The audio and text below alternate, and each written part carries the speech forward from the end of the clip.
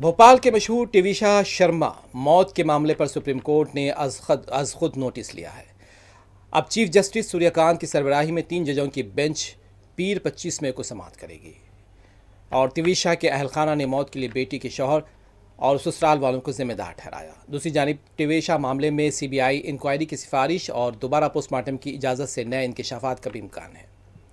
Chief justice of India Suryakant के अलावा इस बेंच में जस्टिस जोए मालिया बागची और जस्टिस वेपिल पंचोली भी होंगे और सुप्रीम कोर्ट इस मामले में मुतालिका फरीक़ैन से जवाब तलब कर सकती है। टीवीशा के ख़ानदान ने इल्ज़ाम आयद किया है कि उनके शौहर और ससुराल वालों ने, जिनमें उनकी सास भी शामिल है, तहकीक़ात को गुमराह करने और मामले को असरअंदाज करने की कोशिश की थी। उनके शौहर समृत सिंह एक वकील है और उनकी सास गरीब आला सिंह एक रिटायर्ड जज।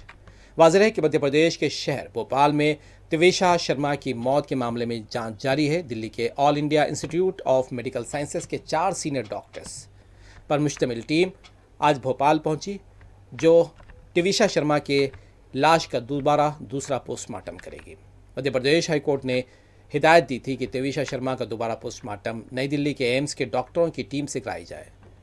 दिल्ली एम्स के 4 सीनियर डॉक्टरों की टीम भोपाल एम्स के मुर्दा खाना पहुंची है।